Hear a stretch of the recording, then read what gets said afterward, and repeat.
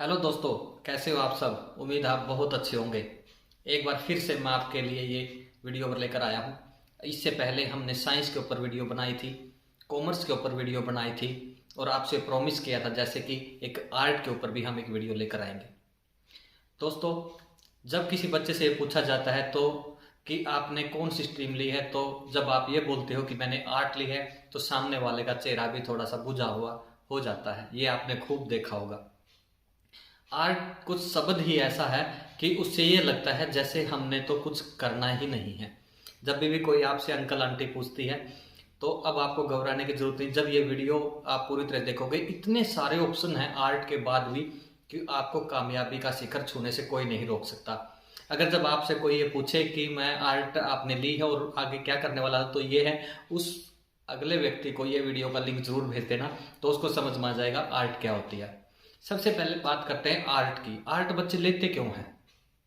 Art दो प्रकार के बच्चे होते हैं। या तो ये सोचते हैं कि मैंने बहुत ऊंचे लेवल पर यानी कि यूपीएससी क्लियर करनी है, क्योंकि आर्ट के अंदर हिस्ट्री और पॉलिटिकल जानबूझकर बच्चे लेते हैं, ताकि अगर किसी और स्ट्रीम को लेने के बावजूद अगर आपका ये एम बन जाता है कि मैंने यूपीएससी क्लियर करनी है, तो फिर उनको आर्ट और हिस्ट्री और पॉलिटिकल दोबारा से पढ़नी पड़ती है। लेकिन अगर आपके पास आर्ट है, पॉलिटिकल हिस्ट्री पहले से है, तो आपकी काफ़ी सारी हेल्प हो जाती है। आपको यूपीएससी क्लियर करने से फिर कोई रोक नहीं सकता, क्योंकि ये दोनों अहम सब्जेक्ट हैं यूपीएससी में।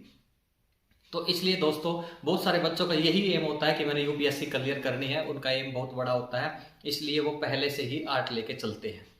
और एक दूसरे बच्चे ये भी होता है, कुछ बच्चे ऐसे कंफ्यूज हो जाते हैं लेकिन उनको कोई गाइडेंस नहीं मिल पाती, इसलिए वो ये आर्ट को चूज कर लेते हैं। लेकिन आपको घबराने की जरूरत नहीं है, क्योंकि आर्ट लेने से भी आपका भविष्य उन बच्चों जैसा हो जाएगा जिन्होंने साइंस और कॉमर्स ली है। तो मैं आपको बताना चाहता हूँ कि आर्ट में आप क्या क्या कर सकते हो, और शुरुआत करते हैं दोस्तों। सबसे पहले हम बात करते हैं आर्ट। अगर आप ग्रेजुएशन कर रहे हो तो ग्रेजुएशन करने में आप क्या क्या कर सकते हो।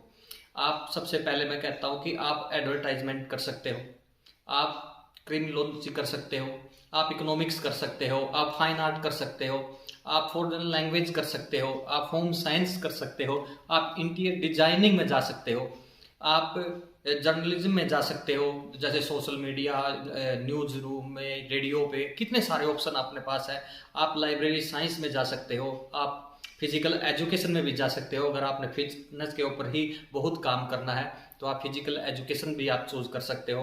आप पॉलिटिकल साइंस कर सकते हो, आप साइकोलॉजी कर सकते हो, आप सोशल वर्क कर सकते हो, आप फिजियोलॉजी में भी जा सकते हो, आप ट्रैवल एंड टूरिज्म में भी जा सकते हो। इसमें भी बहुत बड़ा ऑप्शन है। आज के दिन आप देखते हो कि हर व्यक्ति की इच्छा रहती है कि मैं घूमने जाऊं, और उसमें बहुत सारे ऑप्शन हैं। तो ये था कि आप ग्रेजुएशन किस किस में कर सकते हो। उसके बावजूद आपके पास ऑप्शन आ जाता ऑनर्स का। अगर आप स्पेशल एक सब्जेक्ट में ऑनर्स करना चाहते हो ग्रेजुएशन में, तो वो भी आपके पास बहुत बड़ा ऑप्शन आ जाता है। उसके बावजूद क्या होता है कि दोस्तों, हम फिर बहुत सारे बच्चे ऐसे हैं करते हैं जो ग्रेजुएशन करने के बाद सिर्फ कंपटीशन टेस्ट को ही तैयारी करते हैं। यदि मैंने बताया जैसे आपको यूपीएससी करते हैं, उसके बावजूद आप सीडीसीएल में जा सकते हो, आप IAS, IPS, HCS, CDS, SSC, CPO, CSC और रेलवे में, बैंकिंग में, मतलब बहुत सारे ऑप्शन आपके पास आ जाते हैं जो आप कंपटीशन क्लियर करते हो। और सीडीएस का तो आपको पता है कि सेंट्रल डिफेंस सर्विस जो है वो बहुत ही, जो इसका इंट्रेंस टेस्ट होता है, बहुत ही मानी हुई जो सर्विस होती है, उसमें बहुत सारे बच्चों की इच्छा होती है कि मैं सीडीएस को क्लियर करूं। अच्छा, एचएससी है, ह्यूमैनिटीज एंड सोशल साइंस में आप जा सकते हो। उसके बाद मीडिया जर्नलिज्म, तो ये भी आज के दिन बहुत। उसके बाद आप ग्रेजुएशन करने के बाद एक और है, अगर आपको इच्छा यही है कि मैंने उच्च लेवल पे कॉर्पोरेट में जाना है, तो आप एमबीए करके आप उस दिशा में भी आप जा सकते हो।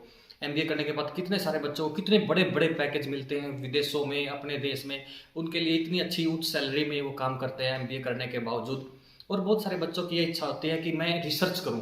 रिसर्च बेस पे आपने जाना है तो फिर आप पीएचडी कर सकते हो। आप पीजी करने के बावजूद स्पेशल किसी सब्जेक्ट में आप पीजी करके, और उसके बाद आप रिसर्च करके अपने पीएचडी में जा सकते हो। आपको पता है पीएचडी का स्केल कितने बड़े हाई लेवल के होते हैं, कि आप कितनी बड़ी बड़ी कंपनियों में, कितनी बड़ी बड़ी अपनी लैब हैं, कितनी अच्छी बहुत सारी चीज़ें हैं जहाँ पे आप रिसर्च करने के बाद कामयाब हो जाते हो। बहुत सारे अब जैसे सर्टिफिकेट है, डिप्लोमा डिग्री कोर्सेज हैं, आप उसमें एडवर्टाइज मैनेजमेंट में जा सकते हो, आप बिजनेस मैनेजमेंट में जा सकते हो, जैसे मैंने बताया।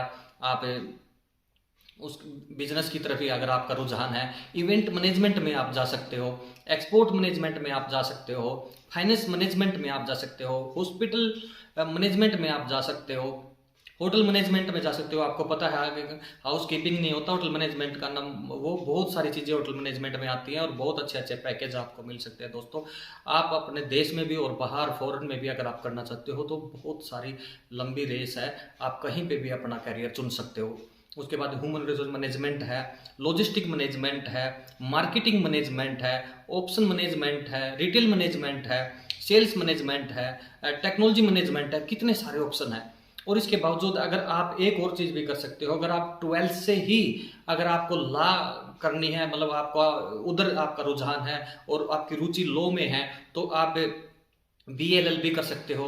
ये आपकी 5 साल में ही हो जाएगी। अगर नहीं तो आपको 3 साल ग्रेजुएशन करनी है, उसके बाद 3 साल LLB, उसमें आपको 6 साल लग जाते हैं। अगर आपको 1 साल बचाना है और आपका रुझान यही है तो आप आफ्टर 12th ही आप LLB की तरफ जा सकते हो, BLLB कर सकते हो। अगर आपका थोड़ा सा मैथ है, BBM LLB कर सकते हो, यानी कि BBLLB भी कर सकते हो। अगर आप मैथ में थोड़ी सी रुचि रखते हो तो उसमें आप कितने सारे टेस्ट दे सकते हो। आप जुडिशरी की तैयारी कर सकते हो, आप एडवोकेट की तैयारी कर सकते हो। और आपको पता है ना, आपकी गाड़ी के आगे एक लोगो भी आप कई बार लगाना चाहते हैं तो वो भी आपका लग जाएगा। तो अगर आपका रुझान इसी तरीके से किसी भी फील्ड में अपना गोल आपने चुन लिया है तो आप कितने सारे, मैंने बताया आपको कितने सारे कोर्सेज है और आप उनमें जा सकते हो दोस्तों।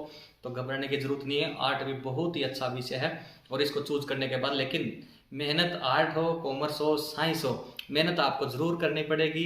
क्योंकि आज के दिन पता है आपको, अपने देश के अंदर इतना बड़ा कंपटीशन हो चुका है कि अगर एक वैकेंसी निकलती है तो लाखों लोग फॉर्म भरते हैं। तो मेहनत तो देखो आपको हर विषय में करनी पड़ेगी। लेकिन अब आप आर्ट में भी, अगर आपको ये वीडियो सही से समझ में आ गई तो आप आर्ट में भी बहुत सारे कैरियर चूज कर सकते हो। आप हर दिशा में जा सकते हो। आप रेलवे के कितने सारे कंपटीशन हैं, आप वो दे सकते हो। और जर्नलिज्म में, होटल मैनेजमेंट में, UPSC में आपके पास अब करियर की कोई कमी नहीं है। अगर आपने सही दिशा चुन ली है तो फिर आपको घबराने की ज़रूरत नहीं है। और आप हर व्यक्ति को जो भी आपसे पूछता कि आपने क्या लिया है, कि आप खुले दिल से पूरा सीना चौड़ा करके आप कह सकते हो मैंने आर्ट ली है, क्योंकि आर्ट में बहुत सारे करियर ऑप्शन है। तो दोस्तों, अब आपको बिल्कुल समझ में आ गया होगा। तो इस वीडियो को आपने ज़रूर लाइक करना है, कमेंट भी करके बताना है और शेयर भी करना है। और जिनको जवाब चाहिए उनको जवाब भी देना है दोस्तों। तो फिर मिलते हैं आपको आपके साथ आगे किसी नए विषय पर। तब तक के लिए थैंक यू।